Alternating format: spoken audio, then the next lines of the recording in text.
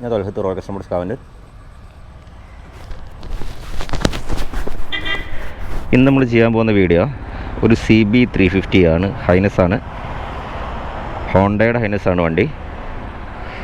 നമ്മൾ ഇതൊന്ന് ഓടിച്ച് നോക്കിയിട്ട് നമ്മൾ റോയൽ എൻഫീൽഡുമായിട്ട് കോമ്പറ്റ് ചെയ്യാൻ വേണ്ടി ഇറക്കിയിട്ടുള്ളൊരു വണ്ടിയാണ്. ഒരു ക്ലാസിക് രൂപകൽപ്പനയിൽ ഇറക്കിയിട്ടുള്ള ഒരു വണ്ടിയാണ്. ശരിക്ക് ക്ലാസിക്കിന് അടി കൊടുക്കാൻ്റെ ഹോണ്ടയുടെ തുരുപ്പിച്ചിട്ടാണ് ഈ വണ്ടി.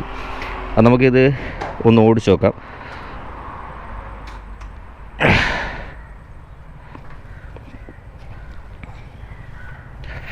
അപ്പോൾ നമ്മളിത് ഞാൻ റോയൽ എൻഫീൽഡ് മാത്രം വർക്ക് ചെയ്യുന്ന ഒരാളാണ്.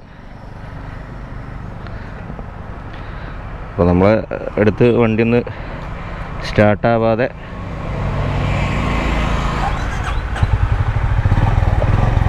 ആയപ്പോൾ വണ്ടി കൊണ്ടുവന്നിട്ടതാണ്. റെഡിയാക്കിയിട്ടുണ്ട്. നമുക്കിവിടെ പാർട്സൊന്നും അവൈലബിൾ അല്ലാത്തതുകൊണ്ട് വണ്ടി എടുക്കാറില്ല. അപ്പോൾ ഇതിൻ്റെ സ്വിച്ചിങ്ങൊക്കെ കറക്റ്റ് ഒരു ഇൻഡിക്കേഷൻ്റെ അല്ല, ആ ഒരു ക്ലസ്റ്ററിൻ്റെ അഡ്ജസ്റ്റ്മെൻറ്റ് സ്വിച്ചിങ്ങൊക്കെ അടിപൊളിയായിട്ടുണ്ട് കേട്ടോ. കാരണം 4 സ്വിച്ചൊക്കെ സെപ്പറേറ്റ് ആയിട്ട് കൊടുത്തിട്ടുണ്ട്.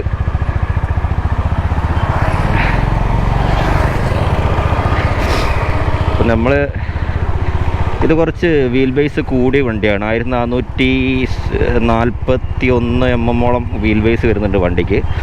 നമ്മൾ JCB 100 ആണെങ്കിലും 1370 വരുന്നുള്ളൂ. അത് മെറ്റിയോർ ആണെങ്കിലും 1400 വരുന്നുള്ളൂ. അപ്പോൾ കുറച്ച് നീളം കൂടിയ വണ്ടിയാണ്. പിന്നെ കംഫർട്ട്, എനിക്കിപ്പോൾ ഇതിൽ കയറിയിട്ട് കംഫർട്ട് വൈസ് നോക്കുകയാണെന്നുണ്ടെങ്കിൽ കുഴപ്പമില്ലാതെ ഒരു ഹാൻഡ്ലിംഗ് ആണ് എനിക്ക് ഫീൽ ചെയ്യുന്നത് കേട്ടോ. അതായത് ഹാൻഡ്ലിംഗ് ഒന്നും വലിയ വിഷയമൊന്നുമില്ല. വലിയ റിലാക്സ് അല്ല എങ്കിലും കൂടെ ഹാൻഡ്ലിംഗ് വിഷയമല്ല. സീറ്റിങ്, ഇപ്പോഴത്തെ സീറ്റിങ് സ്പ്ലിറ്റ് സീറ്റ് ആയതുകൊണ്ട് വലിയ വിഷയമുണ്ട്. ഭയമാണ് സീറ്റിങ്ങിന് മുന്നോട്ട് കുറച്ച് ഓടി വരുമ്പം ഇറക്കൊക്കെ ഇറങ്ങി വരുന്ന കുറച്ച് മുന്നോട്ട് തള്ളുന്ന മാതിരി എനിക്ക് ഫീൽ ചെയ്യുന്നുണ്ട് കേട്ടോ. സീറ്റിൻ്റെ കാര്യം വല്ലാതെ ടെക്നിക്കൽ വശങ്ങളൊന്നും പറഞ്ഞിട്ട് സാധാരണക്കാർക്ക് മനസ്സിലാവാത്ത ഭാഷയിൽ സംസാരിച്ചുകൊണ്ട് കാര്യമില്ല. അപ്പോൾ ഒരു വണ്ടി എടുക്കാൻ പോകുന്ന ആളുകൾക്ക്, ഒരു സാധാരണക്കാർക്ക് ഇത് എങ്ങനെ എഫക്റ്റ് ആവും എന്നുള്ളതാണ് ഞാൻ പറയുന്നത്. അപ്പോൾ ഇതിൻ്റെ ഏറ്റവും വലിയ മൈനസായിട്ട് എനിക്ക് പറയാനുള്ളത് ഗിയർ ഷിഫ്റ്റിംഗ് ആണ്. മൈനസ് എന്നല്ല, ഇത് ഒരു ഹൈവേ ക്രൂസിങ്ങിനായിട്ട്, അതായത് കുറച്ചുകൂടി ഫ്യൂൽ എഫിഷ്യൻ്റായിട്ട് ഓടാൻ പറ്റിയ രീതിയിലാണ് 5ാമത്തെ ഗിയറോട് ക്രമീകരിച്ചിരിക്കുന്നത്. കുറച്ച് ഓവർ ഡ്രൈവ് ടൈപ്പാണ്. അതായത് 5ാമത്തെ ഗിയർ ഭയങ്കര ലോങ് ഗിയറാണ് വരുന്നത്. അതുകൊണ്ട് തന്നെ ഇത് ലോ എൻഡ് ടോർക്ക് അനുഭവിച്ചറിയാവുന്ന വേണ്ടവർക്ക് ഈ ഒരു ഗിയർ, ഈ ഒരു വണ്ടി, അതല്ലെങ്കിൽ ചെറിയൊരു പിന്നെ എന്താ പറയുക, ഒരു ഓഫ് റോഡ് രീതിയിലൊക്കെ കൊണ്ടെടുക്കണവർക്ക് ഗിയർ ഷിഫ്റ്റിങ് അടിക്കടി വേണ്ടി വരും വണ്ടി.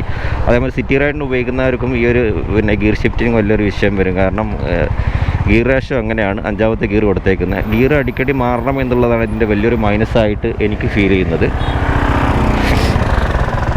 അതിൻ്റെ ടോർക്ക് ഞാൻ കാണിച്ചു തരാം. 5ാമത്തെ ഗിയറിൽ എത്രത്തോളം സ്പീഡിൽ നമുക്കിത് പോകാൻ പറ്റും എന്നുള്ളത് കാണിച്ചു തരാം.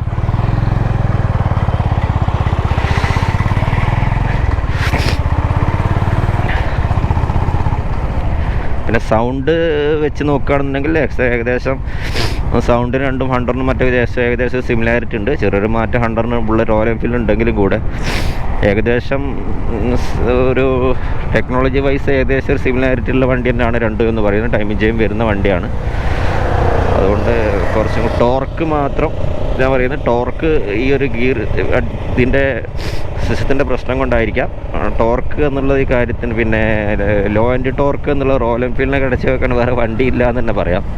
ആ ഒരു കാര്യത്തിൽ, അതായത് 5ാമത്തെ ഗിയറിൽ 40 സ്പീഡിൽ വരെ JCB വണ്ടി ഓടും എന്നുള്ള, 40-ൻ്റെ ചോട കുറച്ചുകൂടി ഓടി സെറ്റൊക്കെ 40-ൻ്റെ ചോട പോകും കേട്ടോ JCB വണ്ടി.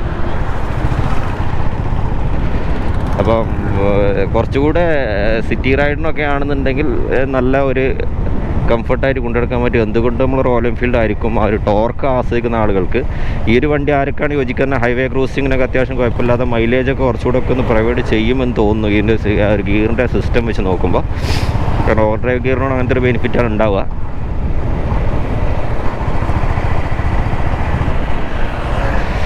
ഞാനിപ്പോൾ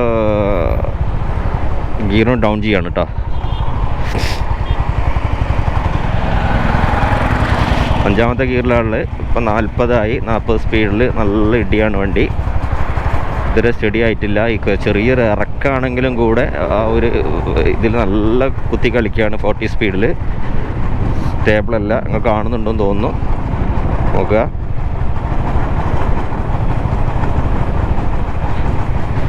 ഇപ്പോൾ 50ൻ്റെ അടുത്തായി.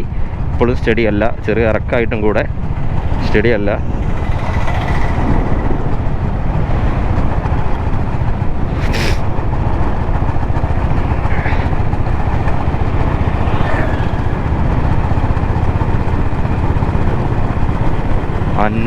ൻ്റെ മുകളിലെത്തിയാൽ മാത്രമേ ഈ വണ്ടി ഒരു 5ാമത്തെ ഗിയറിൽ ഓടുന്നുള്ളൂ കേട്ടോ.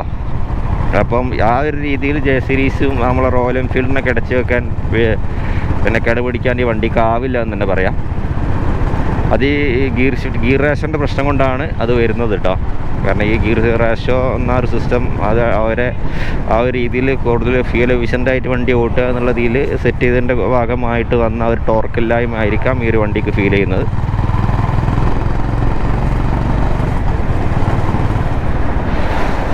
എൻജിൻ സ്മൂത്ത്നെസ്സിൻ്റെ കാര്യം പറയുകയാണെങ്കിൽ വലിയ കുഴപ്പമൊന്നുമില്ല. ജെ സീരീസുകാർ ഏകദേശം എനിക്ക് സെയിം ആയിട്ടാണ് എനിക്ക് തോന്നുന്നത്. അത് ബാക്കിയുള്ള കാര്യങ്ങളൊന്നുമില്ല. അപ്പോൾ നമ്മൾ എന്ത് തന്നെ ആയാലും റോയൽ എൻഫീൽഡ് വേണോ ഈ വണ്ടി വേണോ എന്ന് ചോദിച്ചു കഴിഞ്ഞാൽ, നമുക്ക് സിറ്റി റൈഡിനാണ് നിങ്ങൾ ഉദ്ദേശിക്കുന്നതെങ്കിൽ അത് ഈ ഒരു വണ്ടി പറ്റില്ല എന്നാണ് എനിക്ക് തോന്നുന്നത്. കാരണം ഇതിനെക്കുറിച്ച് വല്ലാതെ ഒന്നും ഞാൻ പറയില്ല. കാരണം അത് ഈ വണ്ടി വല്ലാതെ ഉപയോഗിക്കാത്ത ഒരാളാണ് ഞാൻ. അപ്പോൾ എൻ്റെ കയ്യിൽ വന്നു, അതിൻ്റെ ഒരു ജസ്റ്റ് ഒരു റിവ്യൂ എടുക്കുന്നു. എല്ലാവരും സാധാരണ റിവ്യൂ ചെയ്യുന്ന മാതിരി ഒരു 2 കിലോമീറ്റർ ഓടിയിട്ട് ഒരു അഭിപ്രായം പറയാമെന്നുള്ളതല്ലാതെ റോയൽ എൻഫീൽഡിനെ കുറിച്ച് എനിക്ക് ആധികാരികമായിട്ട് പറയാൻ പറ്റും. അത് ലോങ് ടൈം ഉപയോഗിക്കുന്ന ആളായതുകൊണ്ട്. ഇത് ജസ്റ്റ് ഒന്ന് ഓടിച്ചിട്ട് ഒരു ഇമ്പ്രഷൻ, ആ ഒരു ഇമ്പ്രഷനിലുള്ള ഇതിലാണ് ഞാൻ റിവ്യൂ ആണ് നിങ്ങളോട് പറയുന്നത്. അതിപ്പോൾ ഈ ഒരു കാര്യങ്ങൾ എന്തായാലും പറയാം. ഇതിൻ്റെ മെയിൻ്റനൻസ് കാര്യങ്ങൾ എങ്ങനെയാണെന്നുള്ളതൊന്നും എനിക്ക് യാതൊരു ഐഡിയ ഇല്ല. ഉള്ളതുപോലെ പറയാം. മെയിൻ്റനൻസ് കൂടുതലാണോ കുറവാണോ ഒന്നും പറയാൻ എനിക്ക് അറിയില്ല. നമ്മൾ ഈ വണ്ടി സർവീസ് ചെയ്യുന്നില്ല. അപ്പോൾ ഈ ഒരു വണ്ടിൻ്റെ റിവ്യൂ എടുക്കുന്ന ഒരുപാട് പേര് കമൻറ്റ് ചെയ്തിരുന്നു, ഹോണ്ടയായിട്ട് കമ്പയർ ചെയ്യുമ്പോൾ എങ്ങനെയാണ്, റോയൽ എൻഫീൽഡ് വേണോ ഹോണ്ട CB വേണോ എന്നുള്ളത്. അപ്പോൾ അവരോടുള്ള ആൻസറാണ് ഞാൻ ഈ വീഡിയോയിൽ തരുന്നത്. അപ്പോൾ എനിക്ക് പറയാനുള്ളത്, നിങ്ങൾക്ക് ബെറ്റർ ചോയ്സ് റോയൽ എൻഫീൽഡ് തന്നെയാണ്, യാതൊരു സംശയമില്ല. ഇതും വലിയൊരു മോശം വണ്ടി എന്നൊന്നും ഞാൻ പറയില്ല. കാരണം ഇത് ലോങ് റൈഡിനൊക്കെ പറ്റിയിട്ടുള്ള ചെറിയ ഒരു എന്താ പറയുക, ഫ്യൂൽ എഫിഷ്യൻ്റായിട്ട് കുറച്ചുകൂടെ ഒക്കെ ഹൈവേ ക്രൂസിങ്ങിന് പറ്റിയൊരു വണ്ടിയാണെന്ന് പറയാം. ഈ ഒരു ഇതിൻ്റെ ഒരു പൊസിഷൻ വെച്ച് നോക്കുമ്പോൾ കുറച്ചുകൂടി വീൽ ബേസ് ഉള്ളതുകൊണ്ട് തന്നെ കുറച്ച് സ്റ്റെബിലിറ്റി വണ്ടി കിട്ടുമെന്നാണ് എനിക്ക് തോന്നുന്നത്. ആ ഒരു കാര്യത്തിൽ സംശയമല്ല. കാരണം 1440 വീൽ ബേസ് എന്ന് പറഞ്ഞാൽ 1370 മാത്രമേ 100-ന് വരുന്നുള്ളൂ. അപ്പോൾ ആ ഒരു ഇതിൽ നോക്കുമ്പോൾ കുറച്ചൊരു സ്റ്റെബിലിറ്റി ഹൈവേയിൽ കിട്ടാൻ സാധ്യത ഈ വണ്ടിക്കായിരിക്കും.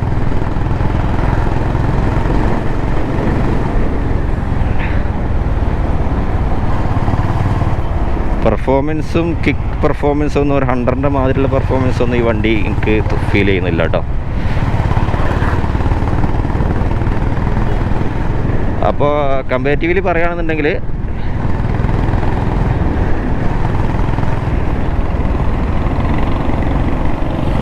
കുറച്ചും കൂടെ ഒരു എൻജിൻ ഭാഗത്തു നിന്നുള്ള കുറച്ചും കൂടെ ഒരു പിന്നെ നമുക്കൊരു എന്താ പറയുക, ഒരു എക്സോസിൻ്റെ നോട്ടും ആ ഒരു എൻജിൻ ഭാഗത്തു നിന്നുള്ള ഒരു നമുക്കുള്ള ഒരു ഫീലും കൂടെ നമുക്ക് റോയൽ എൻഫീൽഡ് തന്നെ കിട്ടുന്നുള്ളൂ.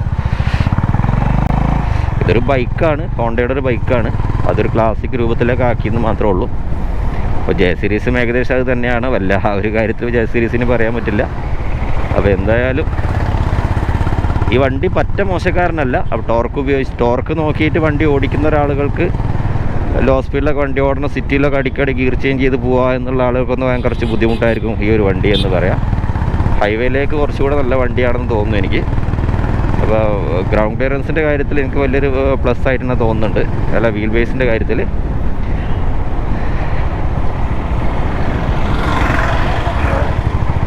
അപ്പോൾ ഇത്രയാണ് ഹോണ്ട ഹൈനസിനെ കുറിച്ച് എനിക്ക് പറയാനുള്ളത്. നിങ്ങൾക്ക് സെലക്ട് ചെയ്യാം ഏതാണെന്നുള്ളത്. പക്ഷേ എൻ്റെ ഒരു അഭിപ്രായത്തിൽ എല്ലാം കൊണ്ടും അങ്ങോട്ടും ഇങ്ങോട്ടും നല്ലത് റോയൽ എൻഫീൽഡ് ആണെന്ന് തന്നെ പറയാം. 100 ജെ സീരീസ് വണ്ടി തന്നെയാണെന്ന് പറയാം.